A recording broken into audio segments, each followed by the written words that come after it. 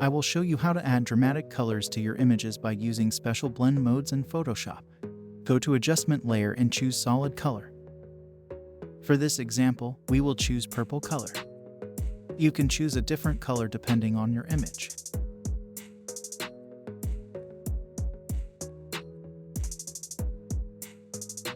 When you finish, press OK.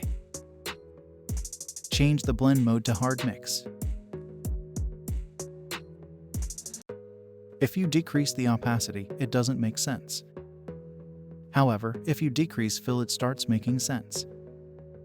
So let's set that for about 17% for this example.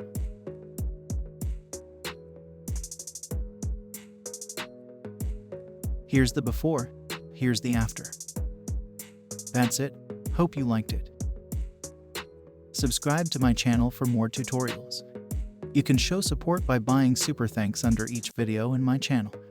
You can choose the amount that you want. Thanks for your support. Also watch other tutorials in my channel.